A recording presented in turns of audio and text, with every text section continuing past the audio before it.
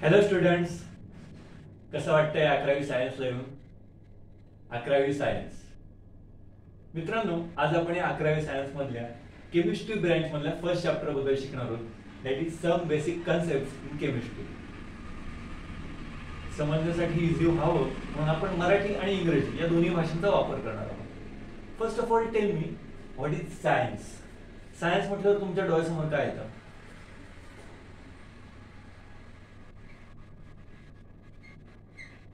Yes, science is all about experiments.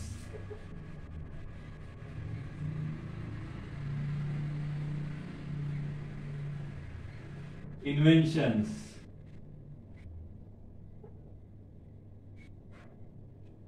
Scientists. Medicines.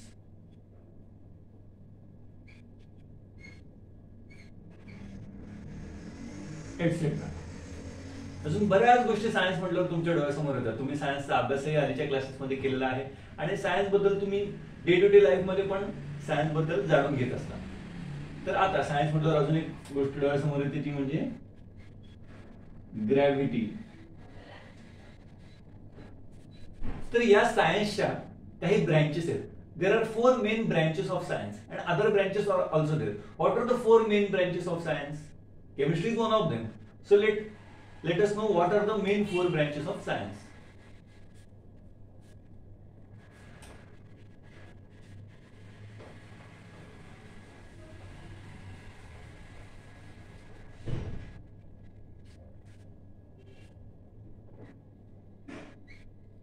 First branch is physics, chemistry,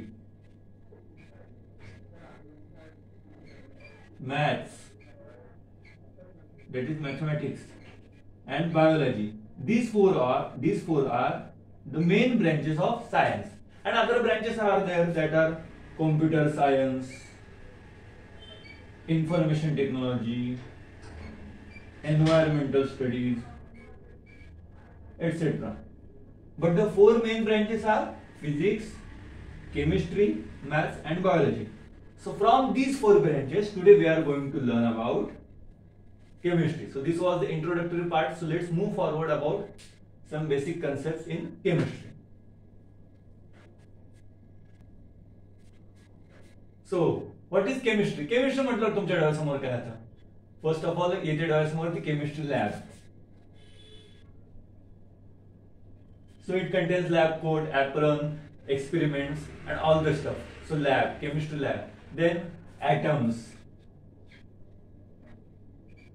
molecules, then experiments also is there.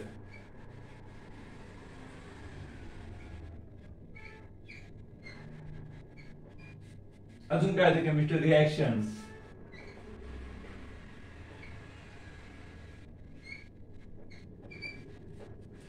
Properties, physical and chemical properties, या सगळ्या गोष्टी आपण या chemistry मध्ये शिकणार आहोत. काय काय बघा, लॅब, पहिल्या डोळ्यासमोर काय लॅब, त्याच्यात atoms, molecules, experiments, reactions, etcetera. जसे सायन्सच्या ब्रँचेस होत्या physics, chemistry, maths, biology, computer science, IT, EVS, etcetera, तशाच या केमिस्ट्रीच्या पण 5 मेन ब्रँचेस होतात. There are 5 main branches of chemistry. Which are them? Let's know about them. Okay, so there are 5 main parts of chemistry. First one is physical chemistry, second one is organic chemistry, third one is inorganic chemistry, fourth one is biochemistry, and next analytical chemistry. What is physical chemistry? Physics म्हणजे physical things. जसं की हा marker आहे, ह्याचं weight हे मोजणं, एखाद्या ॲटमचं weight मोजणं, ह्या सगळ्याचे बेसिक कन्सेप्ट्स आहेत. Study of principles underline chemistry, याचे एकदम बेसिक कन्सेप्ट आहेत. Provides basic framework for to all other branches. हे सगळं फिजिकल केमिस्ट्री मध्ये येतं. या प्रत्येक ब्रँचचं डिटेल आपण बघणार आहोत. आता फक्त त्याची ओळख करून घेऊया. Next one is organic chemistry. Organic chemistry म्हटलं हे लक्षात ठेवायचं. Carbon, study of the properties and reactions of compounds of carbon. Organic chemistry, carbon. Organic chemistry, carbon. Next one, inorganic chemistry. Study of all substances which are not organic. Inorganic chemistry, study of all substances which are not organic. Next one biochemistry, chemistry of living organisms, जे आपण जगतो आपले जीव जे आहेत. Bio means biology, आपलं जीवशास्त्र. तो study of living, chemistry of living organisms. And last one analytical chemistry. याच्यामध्ये बऱ्याच गोष्टी येतात. Deals with separation, purification, identification, qualitative and quantitative analysis. ह्या सगळ्या गोष्टी ज्या आहेत ह्या सगळ्या अनालिटिकल केमिस्ट्री येतात, केमिस्ट्रीमध्ये येतात. क्वालिटेटिव्ह अनालिसिस म्हणजे एखाद्या प्रोडक्टची इंडस्ट्रीजमध्ये यूज केला जातो. एखादा प्रोडक्ट आपण केलाय तर त्याची क्वालिटी चेक करणं, तसंच क्वांटिटी सुद्धा चेक करणं. जसं की इनपुट काय तर दिलं 5 kg plus 3 kg raw material जर दिलं तर आउटपुट 8 kg और 7 kg इतकं यायला पाहिजे. त्याच्यापेक्षा कमी आलं तर आपण म्हणतो त्याचं क्वांटिटेटिव्ह अनालिसिस प्रॉपरली झालेलं नाही. तर ह्या सगळ्या ज्या बेसिक कन्सेप्ट आहेत, तर या परत एकदा 5 ब्रँचेस आपण रिकॉल करू. Physical chemistry, organic chemistry, inorganic chemistry, biochemistry and analytical chemistry. So let's move forward. ह्या एक एक कन्सेप्ट आता आपण समजत पुढे जाऊया. मित्रांनो, या पूर्ण युनिव्हर्स मध्ये कुठलीही गोष्ट होण्यासाठी किंवा काही होण्यासाठी दोन गोष्टी इम्पॉर्टंट असतात. त्या दोन गोष्टी कुठल्या ते का आपण एक्झाम्पलने जाऊया. फॉर एक्झाम्पल, जर मला हा व्हिडिओ बनवायचा असेल तर मला काय लागेल? येस, मोबाईल लागेल, बोर्ड लागेल, मार्कर लागेल. ऑफकोर्स तुम्हाला स्टडी करायचं असेल तर तुम्हाला काय लागेल? बुक्स लागतील, नोट्स लागतील, पेन लागेल, पॅड लागेल, रायटिंग पॅड लागेल. या सगळ्या गोष्टी लागतील. ह्या सगळ्या गोष्टी तर लागतातच, पण अजून एक गोष्ट काय लागेल? अभ्यासात आपण म्हणू ना, आज मूड खूप चांगला आहे किंवा आज मूड नाहीये, किंवा आज मी खूप खाल्लंय तर आज मी 4 तास अभ्यासाला बसतो, आज नाही आज मी 1 तास अभ्यास करतो. दोन गोष्टी कुठल्या आहेत? First thing is material, that is we can say matter and second thing is energy. या दोन गोष्टींवर पूर्ण युनिव्हर्स चालू आहे. आपण फूड मटेरियल, आपण जे काहीतरी मॅटर खातो आणि त्याच्यातून आपल्याला एनर्जी येते. सो मॅटर अँड एनर्जी ह्यातलं आज आपण शिकणार आहोत मॅटर बद्दल. What is matter?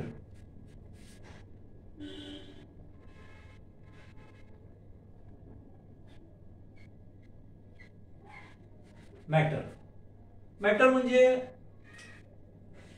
हे मार्कर आहे, हा मार्कर आहे, हा कशापासून तरी बनलेला आहे. कशापासून बनलाय? ह्याच्यामध्ये काहीतरी मटेरियल मॅटर आहे. मग ते काय मॅटर आहे? या मॅटरचे टाइप्स कुठले आहेत हे आता आपण पुढे जाणून घेणार आहोत.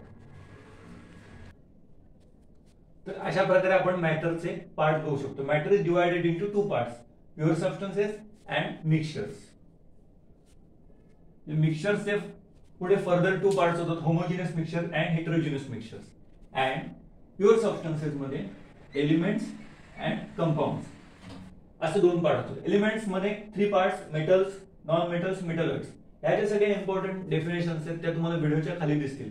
What is homogeneous mixture, what is heterogeneous mixture, then what are compounds, what are elements, आणि मग त्याच्यामध्ये metals, non metals and metalloids आता आपण पॉइंट कव्हर करणार. Clear? Let us revise again. Matter has 2 parts, pure substances and mixtures. In mixture, there are 2 types of mixtures, homogeneous mixture and heterogeneous mixtures. And in pure substances, elements and compounds. In elements, metals, non-metals and metalloids. The 3 parts are there. So we are going to discuss about metals, non-metals and metalloids. आता या तिघांच्या properties बघूया.